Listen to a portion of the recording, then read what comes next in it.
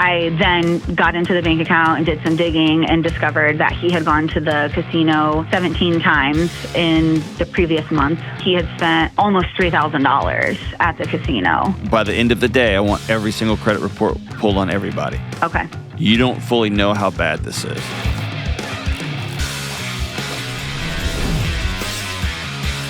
What's up? What's up? This is John with the Dr. John Delony Show, coming to you from Nashville, Tennessee. Taking your calls on your marriage, your kids, your mental and emotional health, whatever you got going on in your life. Go to johndelony.com/ask and fill out the form, and we will get you loaded in. And I'd love to have you on the show. Real people are going through really tough challenges. All right, Chicago, Illinois. Let's talk to Elise. What's up, Elise? Hi there. How's it going? I'm doing all right. How about you? I'm doing pretty good. What's up? So, my question is how to kind of support and navigate a spouse that has a gambling problem. Oh, gosh. What a nightmare. I know. Not a fun one. How bad is it?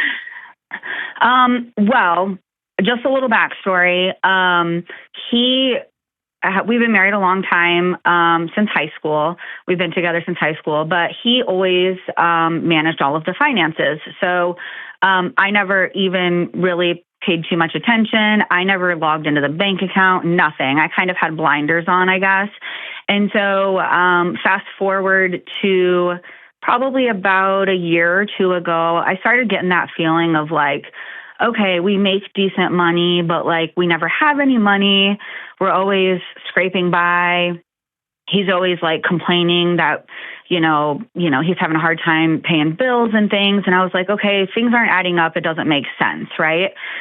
So I started to kind of do some digging on my own, which ended up turning into kind of a huge blow up about probably 6 months ago, where I kind of uncovered that, he had been gambling a lot more than he was admitting to and was spending way more money than I thought that he was.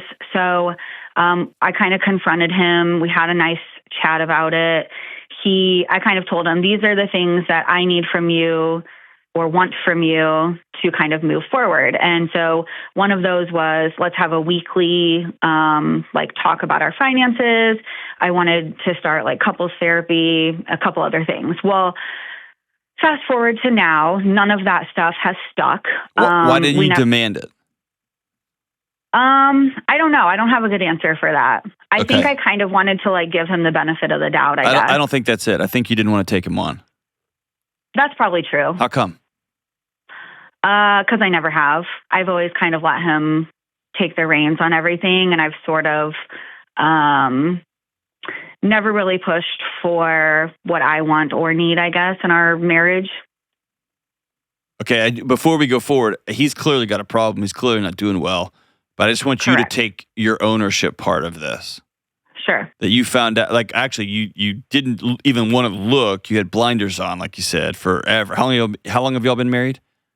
17 years. Okay, so for 16 years, you're just buried your head in the sand. I don't want to know. Sure. And my gut tells me that your gut told you long before you finally called it. Correct. And he probably has some tells on when he's spinning out and trying to cover losses and whatever. And you just buried your head, and then you finally called him on it, and you said, this is my demands. And then you just put your head back in the dirt, right? Right. Okay, then what happened? So I found out that we are late on some of the bills that are obviously the main bills, like our house, car, etc.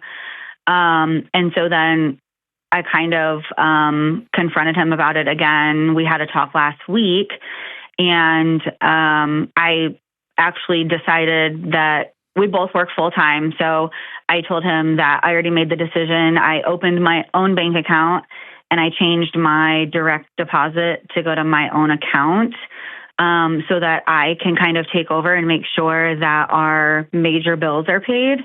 But that doesn't fix the problem, there's something underlying that is causing him to do it. And I don't know what that is. And what did you find out a couple weeks ago? Like as far as the finances, or was there after y'all had your big talk 6 months ago, and then I guess nothing really changed, and he just kept gambling and gambling? Was there a big something that happened? Did he lose a ton of money, or how'd you find out again? Well, I had to go out of town with one of our kids for a sporting event, and when I got home that Sunday, he told me we were going to overdraw. And it didn't make sense because I had just gotten paid on Friday. And so I was like, how did we go through my whole paycheck in a matter of, 2 days?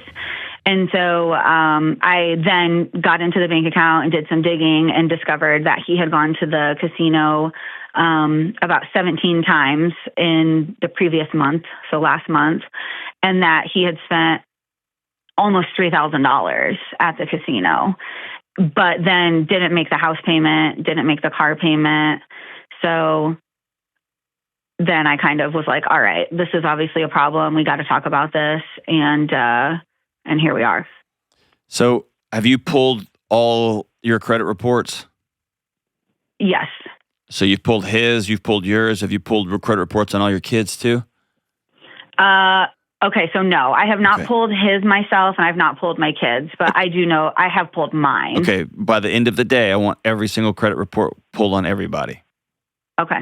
You don't fully know how bad this is. Yeah. And when you start getting to not making house payments, I'm promising you, it's not because of a $3,000 expenditure. Right. You don't go to a casino 17 times and only play with $3,000 over the course of 17 times. Right.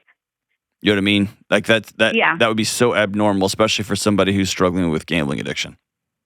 That makes sense, yeah. And who knows what's happening on his phone. The online gambling is it's destroying families. Yeah. And it's disproportionately destroying men. They gamble all day, every day. They don't even have to go to a casino. The fact that he went to a casino tells me, it's just going to be conjecture, but you're right to open a checking account to make sure you can pay your house so you don't lose your home. Right. I'm almost going to guarantee you this is going to get way, way worse before it gets better because you don't think you know the bottom of it yet. Yeah. And so, but he's got to pull his credit report ASAP, and y'all find out what you're on the hook for. It would not surprise me if there's a HELOC out on your home. It wouldn't surprise me if there's stuff in pawn shops. It wouldn't surprise me if he's got a huge line of credit somewhere with credit cards or with the bank. I don't know. I just do this for a living, and these gambling calls are getting more and more and more pervasive, and they're getting more and more pernicious. They're just a mess right now. Yeah. Yeah, because what I know of is I know he's taken out some personal loans, and he admitted to those when we had our talk last week. But so I think that you're right. I think wouldn't there's stuff listen. He hasn't admitted. His admission means nothing to me now. Yeah, could care less what he's told me about. I want to see it with my own eyes. Yeah. And for you, here's your homework assignment: is to go get the last 2 or 3 years of bank statements. Yeah. Go with a ruler and go down line by line by line. Print them out. And write down in a ledger cash withdrawals, write down in a ledger. I want you to get to the bottom, because here's the thing. You're equally as pissed off at yourself. Oh, for sure. And you're going to just spin and spin and spin and spin. And your tendency over the last almost 20 years is just to put your head in the sand. Mm-hmm. And for the sake of your kids, you can't do that. Right.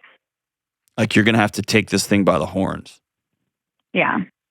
And you would be a very, very fortunate woman to have this not be a way bigger mess than you think. But I don't care what he's told me. I don't care what he has convinced me of. I don't care what he's admitted to. None of that matters anymore. I want to print off everything. We're going to get to the bottom of how bad this is. Yeah. And on his credit report, it will show any open accounts, because he may have his own separate checking account too. Right. I don't know. Yeah, exactly. And here's the deal. He's earned that. You'll have both earned this.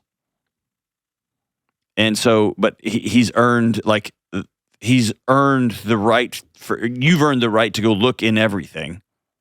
Yeah. And when he says, you don't trust me, absolutely not. Zero do I trust you. None. Correct. And by the way, again, I don't want to keep piling on here, and I'm saying this as much for the audience as for you. Gambling has also become the easiest way to pass off getting caught in an affair. What do you mean there's $3,000 gone? Oh, no, I've been gambling. I got a problem. Right.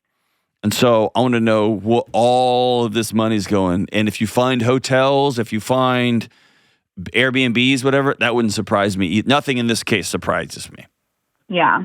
And that's kind of where my head goes too, is like, if you've been lying to me about this and kind of covering this up, like what else could you be lying about? But I want you to sit down and have the conversation with him. I let this go on in my life. Yeah. And so I am refusing to let this go on one step further. And it sounds like if you're unsafe physically, and that's why you haven't taken him on for all these years, then you're going to have to deal with that. You're going to have to get out of the house. If it's emotional and he's just loud or he's a baby or he cries, whatever, you're going to have to navigate your safety here. There's usually a reason why somebody doesn't take somebody on for 20 years. It's the latter. Okay. All right. So here's how the conversation goes. Here's your prompt I'm going to give you. Sit down tonight and say, hey, I've had some time to spin this up and think this through. Mm-hmm. I need you to no crying, no whining, no throwing a fit. I need you to be a grown man here at this table. And I'm going to be a grown woman. I failed our marriage by letting this thing go on for 20 years and left you out in the wind. And you failed this marriage by continually keeping secrets and lying to all of us and then just pissing our money away. Yeah. So from this point forward, you're going to have a new wife, and it's going to be day one, and I'm going to be involved in every single thing. Here's all the credit reports. Here's our kids' credit reports. I'm going through everything. And if he goes, are you kidding me? You pulled the kids? Yes, I did. Every single thing I want to know. Because you, Elise, are not going to be able to walk through your own house because you don't trust yourself either. Right. So part of this, like standing up tall, throwing your head back, throwing your shoulders back, is I'm going to prove to myself that I can walk through this thing and take on my husband, take on the safety of our kids, take on the safety of our financial future. And you don't know, Elise, what you're connected to. I'm glad that you pulled your credit report. You had nothing pulled on you or anything like that? There was a few like personal loans that he had taken out that have my name on them as well. Oh, hell no. Oh my gosh. Yes. You're on the hook for him. Yeah. Right. If he moves out tomorrow, you're on the hook for that. Right. How much have y'all figured up via him that you're in the hole? Probably around 20 grand. I bet it's triple that. Yeah. And I cannot tell you how hopeful I am that I'm wrong. I hope I'm so wrong on that. Right. And if you're off, if you're off 20 grand, man, you're a lucky person. Yeah. Because y'all can solve that problem pretty quick with some discipline. And then the next thing is he's got to start seeing going to Gamblers Anonymous tomorrow. And what if he doesn't? Then you have a choice to make. Yeah. Or he has a choice to make. Because I already recommended that I thought he needed to get We're done with help. recommendations. Yeah. Because he's taking out loans in your name, Elise. Right. Like, he's making you, in my world, I call that financial infidelity. Right. He's bringing other people, in this place, bankers, into your marriage, into your relationships, into your safety, into your ability to provide for yourself and for your kids. And so there's got to be a line in the sand, but you get to decide what that is. You might say, you know what, I married a gambler, this is what this is, and we're going to figure this out, and it's only 20 grand, and I'm going to go on and pretend nothing's going on. You can do that. Or you can say, if you gamble again, you are choosing to move out of this house. Yeah. If you are gambling again, and by the way, I would put a stop on your credit, and I'd put a stop on your kid's credit. Yeah. So that he can't open any more lines of credit. They'll contact you if somebody tries to open up a line of credit on it. Okay. Okay. Here's my fear. I'm going to paint you a worst case scenario. My fear is this is real bad, and he's going to start panicking in the next few days because he thinks he's got you soothed over now. And because of how you've acted in the past, he's probably right to think that. And he's going to go pull something else out to cover how big this mess actually is. Yeah. And then he's going to move out, or you're going to find out and you're going to kick him out or whatever. And then it's going to be a disaster because you're going to have to cover that loan because the bank doesn't care. Your name's on it. Right. Or you're going to spend 2 years fighting him in court for it, and he is not going to have it. And then the whole time, the bank keeps wanting that house note, and the bank keeps wanting that car note. Right. Right. Hopefully that's not the case. Yeah. But if this is day one, Elise, this is when you stand up and you draw your sword and say, as for me and my house, Right. you're not making me and my kids unsafe anymore. But I would frame it with, we're going to have a real hard conversation, probably one you've never had with me. Yeah. But I'm scared in my own house and I can't rely on you for that safety right now. And so I'm going to have to take action. I want everything, and we're going to pull the stuff right this second in front of me. Get on the computer and download them right now. And we'll link in the show notes to the site where you can pull all 3 of your credit reports really quickly. And they'll just email them to you. But we'll go from there. Everybody listening, gambling is it's just destroying families. It's just something, I don't know, man. It's not a thing I've ever struggled with. And so I can go and have my silly little fun, and I don't have an app on my phone. I wouldn't know how to gamble online. I don't know how to do it. I could try to figure it out, but it's never been a struggle of mine. And I'm super grateful for that. I've got other struggles, but that's just not one of them. But I tell you what, it is destroying families. And gentlemen, if you're listening to this and you are over your head gambling, especially online with your phone or whatever, today's the day. Call it. Call it. I'm just taking too many calls on this show and on the other show. We get too many emails from all over the world about especially men blowing up their families because they've gambled away so much. Today's the day. Stop. Pull the plug on it. Delete the apps. Go get help. And be honest with your partner about how bad it is. Everybody listening with gambling challenges, today's day one. It's going to be up to us because nobody else is looking out for us. All right, coming up, we talked to a woman who's been married for over a decade and just admitted to an affair while she was engaged. Whoa. All right, it's Cozy Earth time. Just hearing the terms 9 to 5 is a drag. It makes you think of your boss with coffee breath, or coworkers with no boundaries, or trying to work from home with kids running around acting bonkers. Ugh. That's why Cozy Earth wants to make your 5 to 9 the time that matters most, the most comfortable part of your day. Cozy Earth is a big part of how my wife and I make our home warm and cozy. My wife gets into her Cozy Earth PJs as early as possible without being weird, and I love Cozy Earth t-shirts and pants because they're soft and breathable and also tough. They've survived my front yard wrestling matches with my daughter and my long jogs with my son. Plus, my family all loves Cozy Earth's temperature-regulating sheets. They naturally wick away heat and moisture from your body to help you sleep several degrees cooler. Cozy Earth is so confident they offer a 100-night sleep trial. Try them during the hottest nights of the year, and if you don't absolutely love them, return them hassle-free. And of course, Cozy Earth offers a 10-year warranty on all bedding products for a decade of great sleep. Go to CozyEarth.com/Delony and use code Delony for 40% off the best-selling temperature-regulating sheets, apparel, towels, and more. Trust me, you'll feel the difference. That's CozyEarth.com/Delony and use code Delony to save 40% off. Sleep cooler, lounge lighter, and stay cozy. Go to San Antonio, Texas, home of some of the greatest cooking on the planet, and talk to Marlene. What's up, Marlene? Hi, Dr. John. How we doing? Thank you very much for taking my call. Of course. I'm doing good. Good, I guess, but it's been a tough 2 weeks. Let me know what's going on. Okay. So, so I guess a little bit of background about myself. I've been married for 12 years. I've been with my husband since we were 15. So high school sweethearts. 2 kids, 5 and 3. And recently I came clean to him about an affair I had during our engagement. And it's been it's been a tough road since. Yeah. Now, a little bit of backstory on on that affair.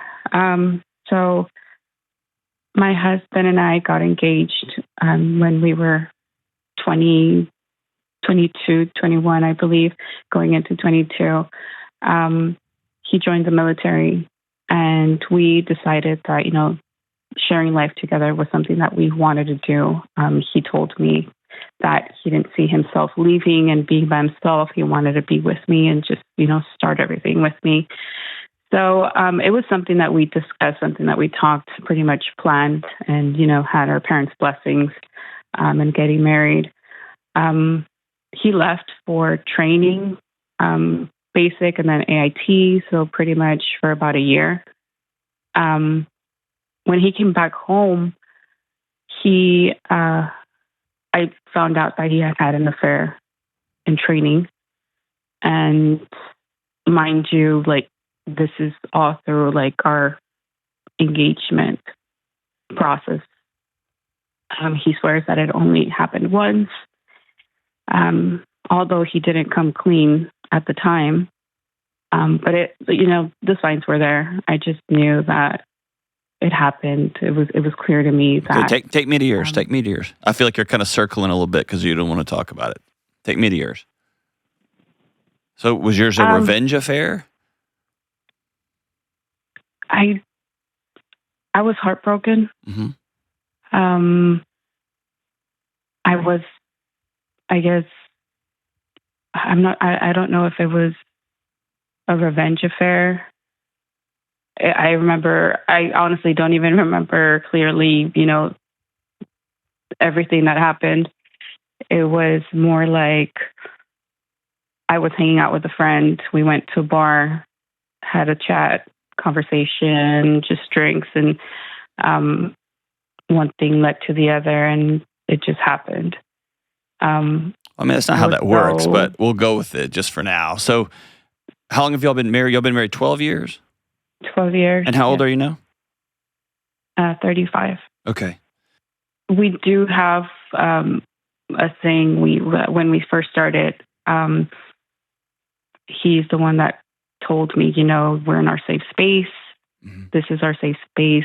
We can talk about anything. You can tell me anything, and I feel comfortable telling you anything. And that has always been, our thing since. We usually kind of hint that out to each other, like, hey, we're in our safe space. Like, let's be open about anything and everything. Yeah, but you have to understand that safe space for him is built on a foundation that he found out a couple weeks ago didn't exist. Right. You know what I'm saying? Does that make sense? Like, even you choosing to be in a safe space with him 12 years, a decade plus later, after you found out that he cheated on you once while he was away training, even then you'd chosen, I'm still going to marry you. I'm still going to enter into this marriage with you. We've made 2 kids. We've built a life together. And so, like, the safety that you feel, you knew everything, right? And it was anchored in. Mm-hmm. He was anchored into something that he found out was sand. So how can I help you? This sounds like a big one. So exactly that. I feel like, I just want to know how I can... What's he saying? What's he telling you? Things along the lines that you just said, is things like, had he known before, he wouldn't have married me. Yeah. Things like, things would have been different. Mm-hmm. He feels stuck now. I robbed him from a decision to make. He has 2 kids and a mortgage now. He doesn't trust me. He doesn't believe me. He sees me differently. Mm-hmm. I'm a hypocrite, liar. Mm-hmm. Nothing matters. And I guess it's like also disappointment that he mentions, and I guess just those things that he keeps, or that he's said in this past week, keep circling in my head. Mm-hmm. I know he's trying. He still tells me he loves me, and then we've been intimate, and he tells me nothing, like, my feelings towards you haven't changed. But then he has days where he's like, everything has changed. Yeah. So it's like a big roller coaster. So listen, you're going to have to let him grieve a bit. And he's going to say things that probably in retrospect he doesn't mean. And I'm not saying it's okay. He probably would have still married you. I think if I'm him, I would be remembering back to how scary it was when I had to sit down, whether I got caught or whether I told you, whatever, sit down and have the conversation with you that he'd been unfaithful during your engagement. And then he'd screw like the shame he felt and how embarrassed he felt. And then for you to just go do the same thing and then keep it quiet for a decade. I think he's finding out that you're not who he thought he was, not because you slept with somebody 12 years ago or 13 or 14 years ago, but because he did something that's very scary for men to do, which is to go all in and create a safe space with somebody else emotionally, and not just someone to have sex with, but somebody like y'all talk about everything. Yeah. And the worst thing that could have happened to a guy who has the courage to do that is he found out he was anchored into something that the person he was being totally 100% open with wasn't being open with him. My guess is the betrayal is after 10 years or 12 years, he's like, who are you? Not because of what happened 12 years ago, but because of, oh my gosh, dude, we created the safest, most comfortable, most intimate relationship possible because we talked about everything. Mm-hmm. And so I don't like asking for a way to navigate this. Sounds like, how do I work around it? How do I hack this? How do we just get from here to there? And I guess what I would tell you is there's just going to be some sitting in it. This is hard. And I think the question is, how do I begin to regain your trust? I want to be married to you. I want to love you. And I kept a secret from you for a long, long time. And then he's going to get to set the table for what does trust rebuilding look like? And then you're going to get to decide, do I want to be a part of that or not? Because I think in his head, he loves you. He wants to be with you. Y'all made a family together. You're his person forever. And also, my gosh, who are you? I thought I was safe.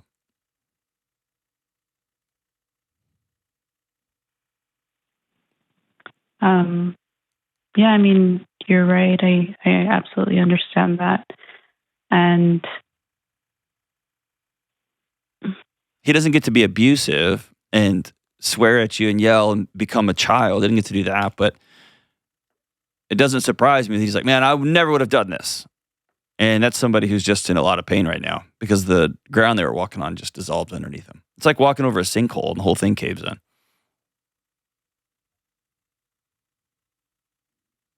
But I think there's just going to be some, I don't know. I don't have any data to back up what I'm about to say, but I've just sat with folks who found out somebody had an affair, like a one-night stand. Somebody had somebody they met at work and things got out of control and, here we are. But I've talked to people who had an affair a long time ago and they never said anything, and they never said anything, and they never said anything, and everything they built, it has an unmooring effect. Neither of them are great, and they always cause a lot of angst and turmoil, but yeah, I think this is going to be tough. I mean, I think asking, how can I earn your trust back? What's a path back look like? Or let me say it this way. The marriage that you had is now over. Do y'all want to go through and build a new one?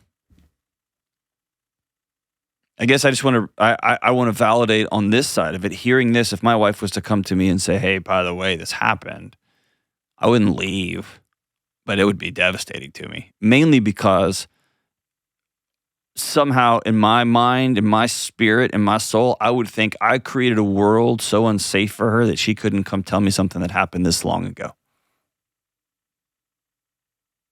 And that would be really heavy for me to carry. And then I would think, actually I did create a safe enough place, and then I would get mad. I think that's something that he's been going through. Yeah, anger is a core part of the grief, of the stages of grief. he did mention just this past weekend that just this past week he had thought and regretted how if he wouldn't have had his affair, I wouldn't have done anything. Mm-hmm.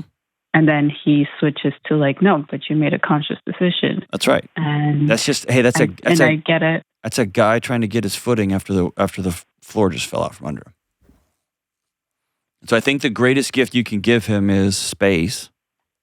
He has mentioned divorce is not an option, but he did mention a couple of times that about separation, that he's thought about separation. I'm not sure. So listen, Marlon, just let him process, okay? Sounds like he's a good man. Sounds like he's trying to make sense. He just got dumped into the ocean. He's trying to figure out how to get his bearings straight so he could swim back to shore. And I think the greatest gift you can give him right now is to say, hey, the foundation of this marriage, like he can't deny that you've shown up for him minute by minute, day by day, year by year. He knows that. And he's telling you, I'm not going to divorce you. I'm not leaving you over this. But every thought I have is just spinning. And it sounds like y'all have created such a safe environment where he can say what's on his heart and mind. Most men wouldn't do that. So big kudos to him. But it sounds like he's saying, I'm not going to leave you, but my gosh, I'm thinking about it and I feel trapped, but I wouldn't trade my life for anything. It's like that. It's him trying to just get his equilibrium back. And a great gift you can give him is to say, hey,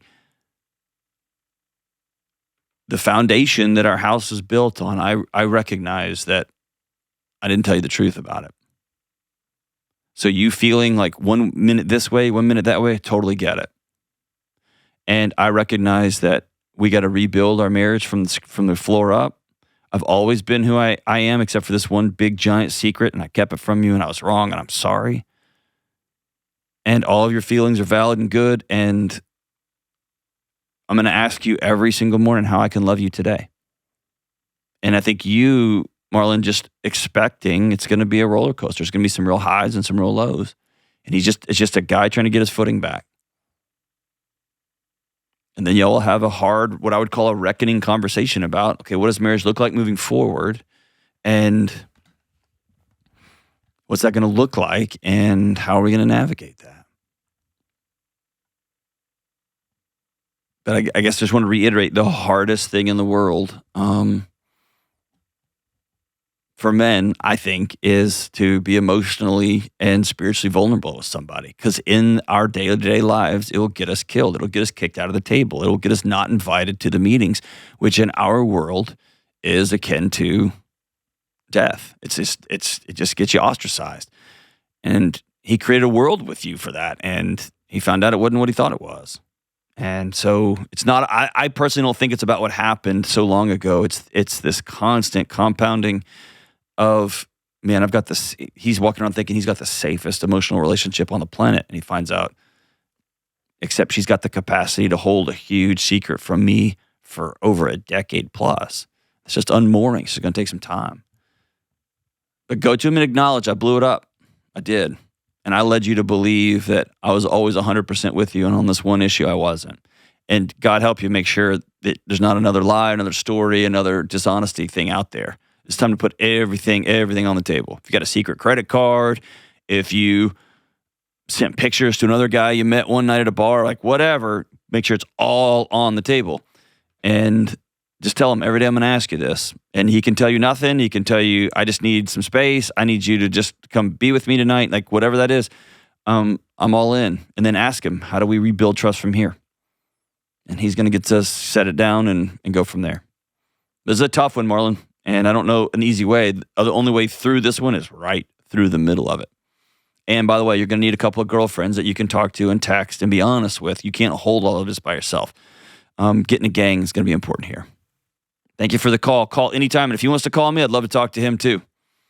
When we come back, we talk to a man who wonders how to talk to his buddy about a drinking problem. This show is sponsored by BetterHelp. Therapy is not just for people dealing with major traumas. It can be for major traumas, but it's also a valuable tool for anyone looking to just improve their mental and emotional well-being or their relationships. I see a therapist for both the big challenges from my past as well as for helping me navigate the day-to-day challenges that just pop up. Many of you should consider seeing a therapist too. And if you're thinking about trying therapy, contact my friends at BetterHelp. BetterHelp is 100% online, so it's affordable and convenient for your schedule. As the largest online therapy provider in the world, BetterHelp can provide access to mental health professionals with a diverse variety of expertise. They also have over 10 years of experience matching people with just the right therapist for them. To get started, you just fill out a short online survey to get matched with a licensed therapist. And if it's not the right fit, you can switch therapists at any time easily and for no extra cost. Talk it out with BetterHelp. Visit betterhelp.com/Delony to get 10% off your first month. That's BetterHelp, HELP.com/Delony. Wichita, Kansas. Let's talk to Bach. Sebastian, what's up? Hey, Dr. John. How we doing, brother? Good, how are you? I'm doing great. What's going on, man? Well, I'm just wondering how to talk to my friend about his drinking problem. Tell me about it. Well, he's 20, and he's already gotten a DUI about a year or two ago, so he's been through that whole process already, and I'm just worried about him and want to know how to get through to him to stop it. Is he still drinking unsafe? Yeah. Yeah. So you know your friend. How does he take these type of conversations? We've never really had a vulnerable conversation with each other. Yeah. So I'm not too sure. So I think this is one of those conversations that there's not a soft way to do it other than to say, hey, I need to have a hard conversation with you and I love you. And yeah. I would say both of those words up front. And you may have never said either of those. I mean, it doesn't sound like you've ever said either of those words up front, and he'll catch his attention and say, I'm worried about your drinking. You drink too much, man. Yeah. And tell him, I'll go to a meeting with you. But I can't drink with you anymore.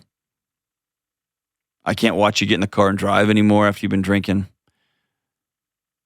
And you're my brother, and I don't want to walk away from you, but I can't be a part of this.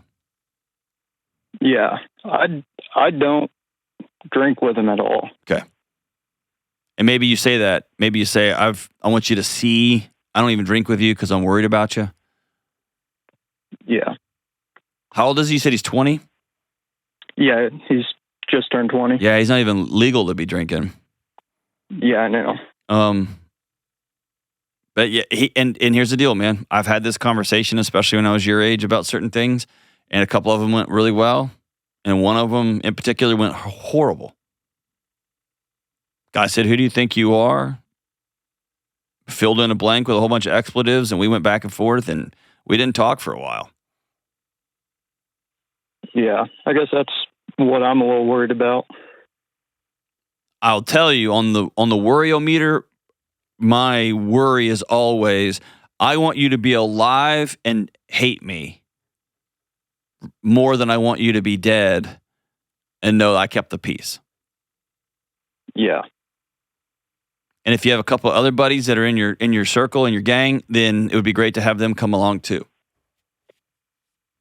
Okay.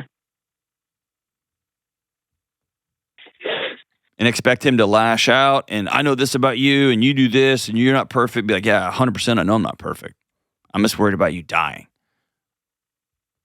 Yeah, that's my main concern, either him or someone else. Okay. I want you to do some homework and find out when a meeting is, and maybe there's one this evening in your local community, an AA meeting, and tell him I'll go with you. Okay. All right. And tell him I'll go with you tonight. I'll go with you the first 3. I'll drive you. Okay. Okay. But I want you to get involved in that level and then just hold some space. He may say, screw you, I'm out of here. Don't ever talk to me again. And he cuts you off and blocks you on everything. If that's the case, just know you went to bed saying 2 of the most important things in the world. I love you, and I'll go with you. And hopefully those words will rattle around in his soul. And when he has his day of reckoning, whether it's a second DUI or he gets in a car wreck or he hurts somebody or he just finds himself alone in a bar and he just says, I don't want this life, he'll remember his great buddy Bach saying, I love you and I'll go with you. And sometimes that's the best we can do, man. I know it feels powerless, but sometimes that's the best we can do. Thank you so much for the call, my brother. We'll be right back.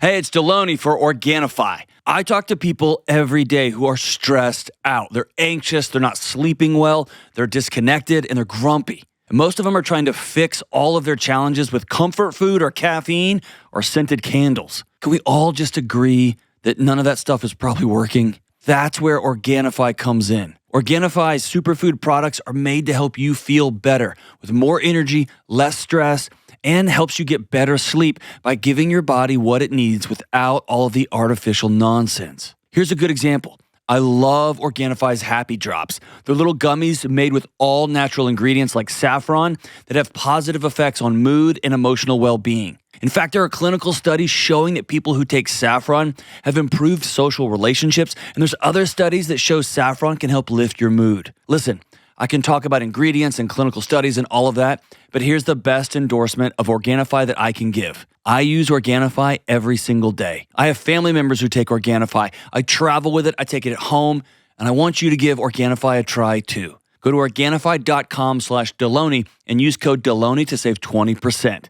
That's 20% off your entire order with code Delony at Organifi.com/Delony. All right, Kelly, am I the problem? Oh, Kelly 1.0 is back. It's good to see you. Thanks. Glad to be back. We were, my son graduated high school this past weekend, and so we had a very full weekend of family and parties and all sorts of stuff going on. Did you cry?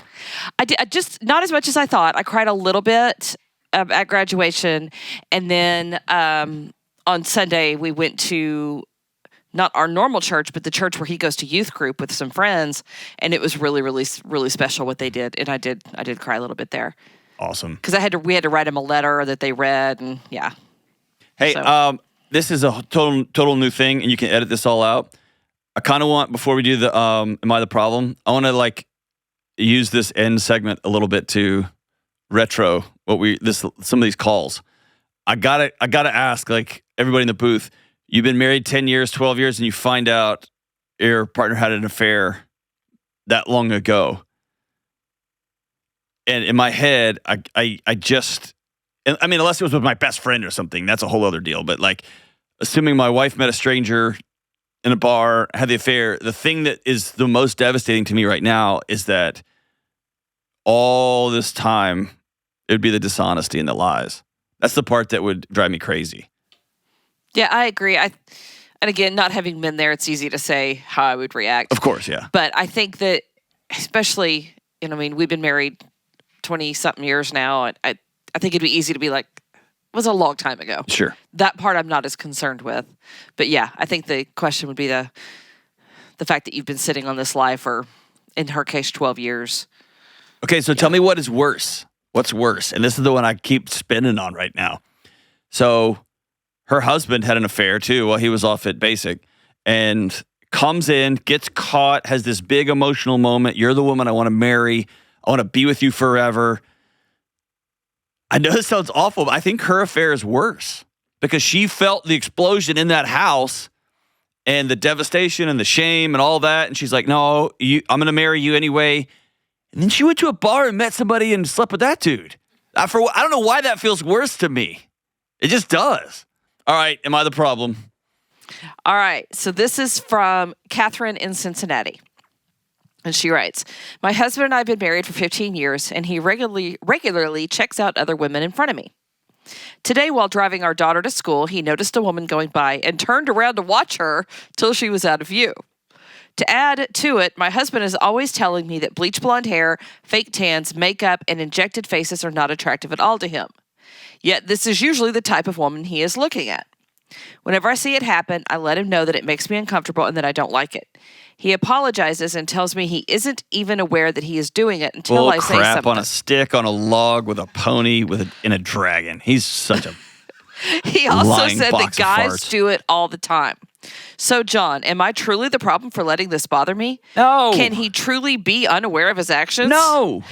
I have a hard time believing him because it's been going on for so long, and I've brought it to his attention over and over and over and over again. Yeah, dude, put sunglasses on. Don't be an idiot. And you can cut your eyes and you could see something objectively beautiful. Like that, it's awesome and fine and great. And I don't even mind this, like just walking by and be like, man, don't say man out loud. That's an inside voice. The second thing is she knows that person's beautiful too. It's not like anybody's hiding anything from anybody. But the gawking, screw that with a drill. That's so pissing. I can't even help myself. Shut up. You know why? Because you don't do it with your grandmother. And you don't do it with your mom. You do it because you're an ass and you do it in front of your wife. That just sucks. Like I hate that, dude. That and by the way, I don't like when people do it to my wife. And I don't like it when people here's the way I'll say it. Okay, here's the thing. Okay, there is a funny way, and Nate and Ben back me up on this. There's a way you walk into a room and the woman you're with is beautiful, right?